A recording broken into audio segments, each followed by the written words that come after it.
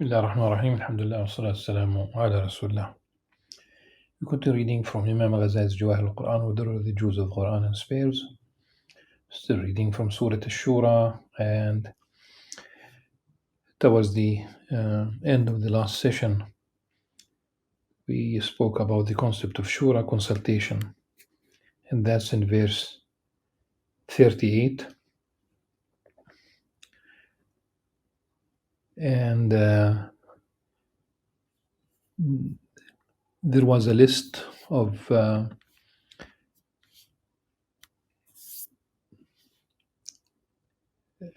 characteristics of the believers and that concept of shura was part of the list. We mentioned they are those who believe, those who trust their Lord, those who avoid major sins and shameful deeds, and who forgive when angered, those who respond to their Lord, of course, submitting to His will, those who establish prayer, those who, in this verse 38, those who conduct their affairs by mutual consultation.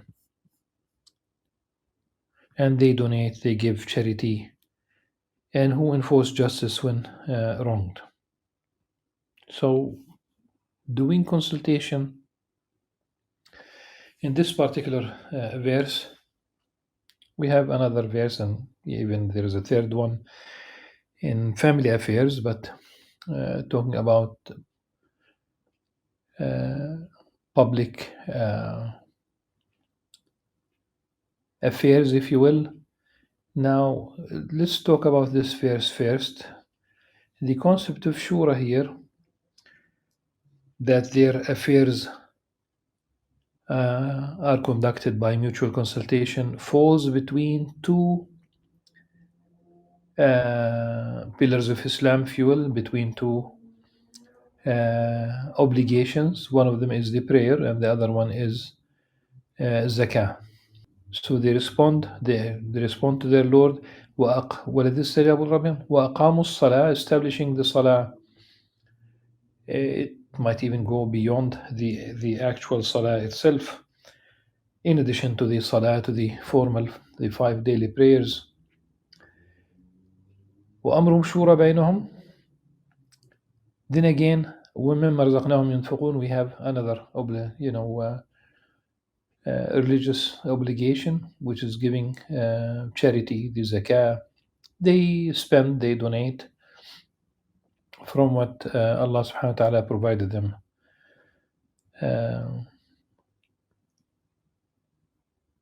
Shura is consultation,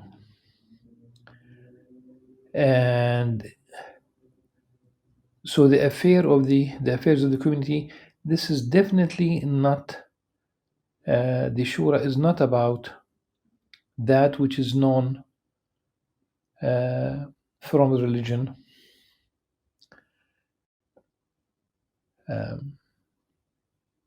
In the absolute sense, I think we have four cases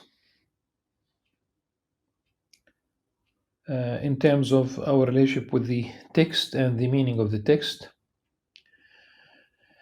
The first one, we say قطعي الثبوت قطعي الدلالة. قطعي الثبوت is like the indubitable knowledge. We are certain of the truth, validity, of the absolute truth, validity of the text, like the whole text of the Qur'an.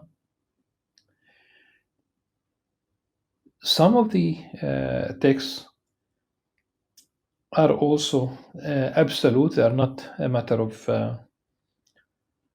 there's no room for interpretation. Like, for example, that the month of fasting, the obligatory fasting, takes place in the month of Ramadan. It's not a matter of consultation. You say, okay, during the summer it's hot, let's basically fast. During winter No, that doesn't work like this. That's one example of قطعي الثبوت قطعي الدلالة. قطعي الثبوت ظني الدلالة. So the text, like again the Quran, there's no doubt about this is the word of God. We are 100% sure, but the meaning is not is not absolute. For example, لمستم النساء. There's not if you touch women, and the moment I say touch, I'm not saying that this is the only interpretation, but you have to say something in English. Acts that nullify the ablution, the ritual purity, that is a prerequisite for prayer. So we have three positions. One of them, scholars who it could be the Hanafi school, they interpreted this as simply a metaphor for intimate relationship between spouses. The second school is that of the if we are going to follow the chronological order, then the Maliki school, they said that it is touching, but if it's a casual touching, it does not nullify your ablution, your ritual purity. But if it's touching with intent, like it does, if it does have sexual, here we talk about husband and wife. Okay. If there's an intimate touching, and we don't talk about the actual relationship, intimate relationship, then it does nullify the wudu. The Shafi'i school is the simple touching. When the skin touches the skin, even if it's accidental, there are people who take it as such. So we have this the second. The other two possibilities. The text is not does not enjoy the same certitude. We have that which is mutawatir, multiple chains of narrators in terms of hadith of the Prophet ﷺ. If it has multiple independent chains of narrators, then definitely the certitude is like that of the Qur'an, inshallah. But we know that there are prophetic traditions that do not enjoy the same level of certitude.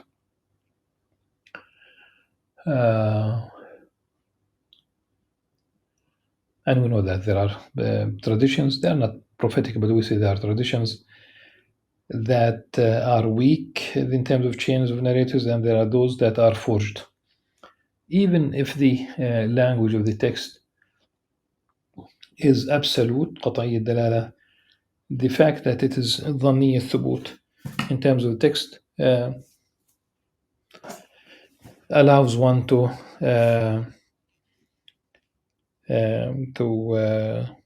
consider shura depending on the issue.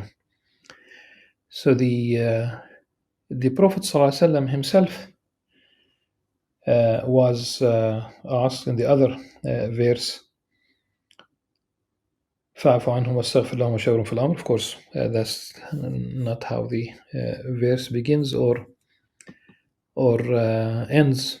The whole verse of Al Imran 159. فبما رحمة من الله لنت لهم ولو كنت فظا غليظ القلب لانفضوا من حولك فاعف عنهم واستغفر لهم وشاورهم في الأمر فإذا عزمت فتوكل على الله إن الله يحب المتوكلين.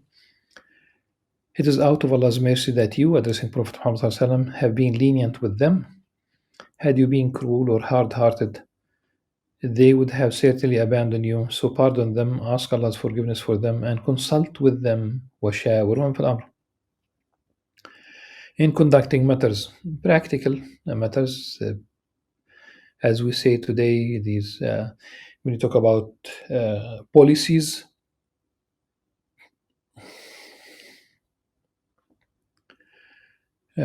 what should be the economic policy? We don't talk about a business transaction where it is well known what is lawful and what is prohibited, but as a policy, what kind of an economy,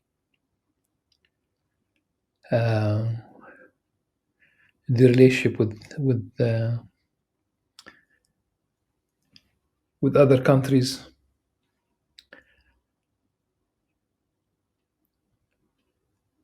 On the one hand, you have the relationship with Muslim countries, and then Muslim with non-Muslim countries. First of all, we know very well that the Prophet ﷺ did not need to consult. He received revelation. But this teaches the community itself about the importance of shura. And once he consults his community, part of his community, the experts in the community, because whom do you consult? Once you have consulted and you reach the decision, go ahead, trust in God, and go ahead and fulfill, perform whatever the issue is. The process of consultation itself is bringing forth that expertise, that opinion from people. And there's a beautiful concept. When you consult someone, you are adding his brain to yours, his intellect to yours, his experience to yours. And when I say his, I'm not excluding a woman. And in Sulh al-Hudaybiyah, Sayyidah Salama radiallahu anha, the wife of the Prophet sallallahu alaihi wasallam,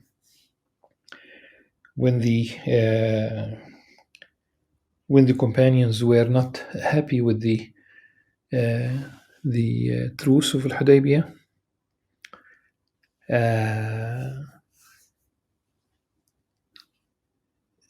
she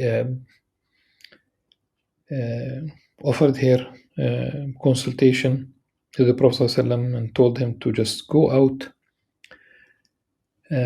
ask your barber to shave your head and offer the offering right where you are without saying anything. And this is what he did, sallallahu alaihi wasallam, and the companions followed him. Now, this is a very important moment. I think people are obsessed with the 10 years term of Sulh Hudaybiyah, which the Meccan polytheists did not respect. But they don't see the reason why the Prophet ﷺ concluded the Sulh Hudaybiyah. It was to save life, not only of his own community. He did not want to shed blood. And the companions were strong enough to just go to Mecca and take it by force if necessary. So this is why they were not happy with the terms of the truce. But let's go back to the idea. It was Salama herself who offered the consultation, and there are those among us who do not want to see women as a source of good opinion, like that of Salama anha. They said she offered her consultation, that the Prophet ﷺ did not ask her for consultation. Very poor indeed position.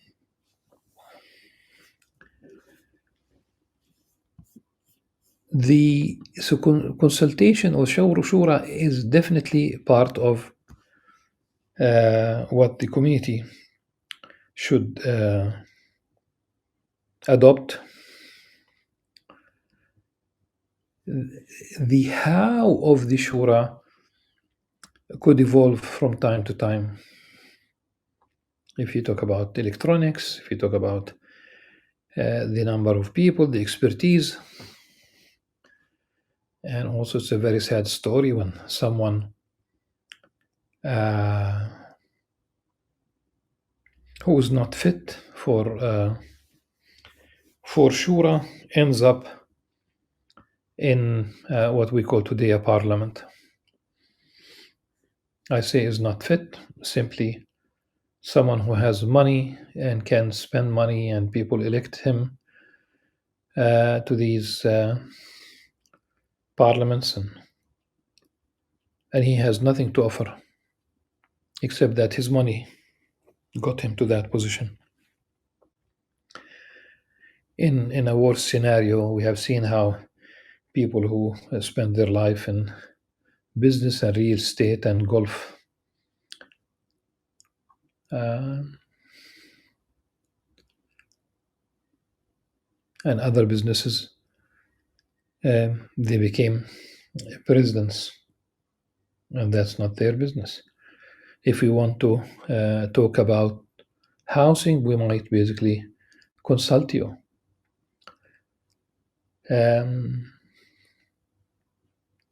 And this shows that in consultation, because Allah subhanahu wa ta'ala gave people different abilities as a gift from Allah subhanahu wa ta'ala, different expertise, and the relationship will become complementary between all these minds, and that's for the good of the community.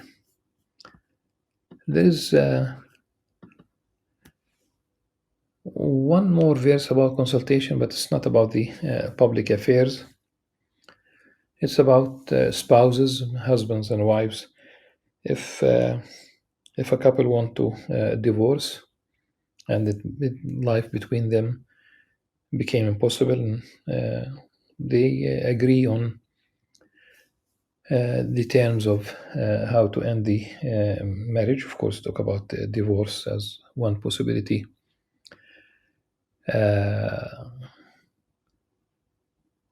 Because women in Islam can also take action in the court, in what we call khul. But here it says فإن أراد فصالا عن تراض منهم وتشاور فلا جناح عليهما. So they continue to consult each other, especially for the benefit of their children. Unfortunately, I know that some lawyers in town who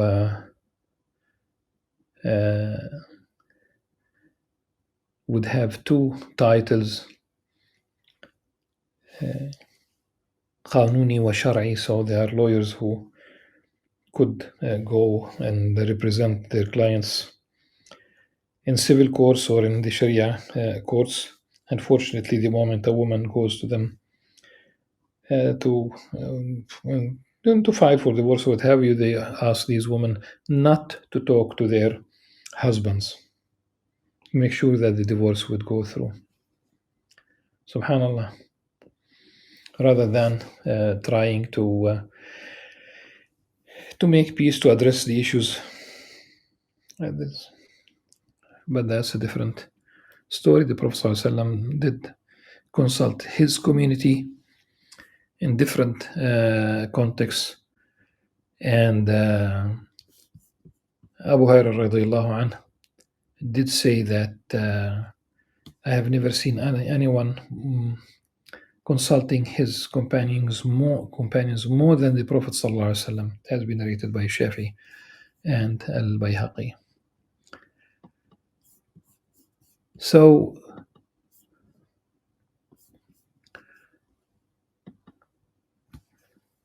this is the concept of shura, and it's very important to run the affairs of a country or large institutions, but even smaller ones as well. The issue is whom do you consult? And I remember one scholar who responds to questions on live videotaped Q&A sessions, and the scholar asked the caller, "Do you pray before accepting his statement, before accepting his account, before accepting his witnessing?" And I think it's the same thing applies.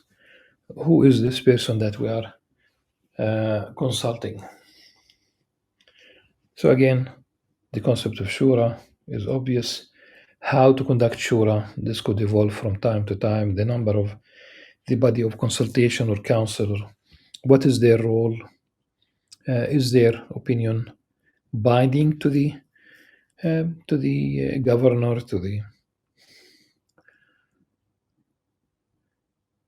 and you definitely you should allow room for the whoever is in office the freedom also to make decisions, because in cases of emergency, uh, when the country is under attack, you don't consult. You need to make decisions on the spot, and things should have been, uh,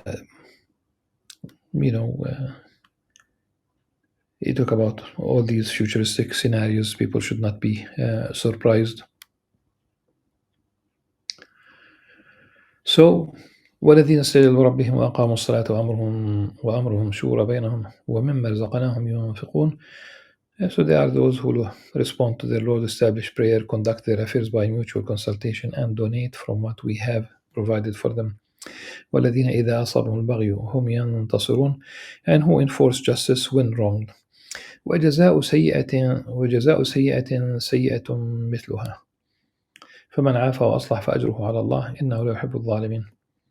The reward of an evil deed is its equivalent, but whoever pardons and seeks reconciliation, then their reward is with Allah.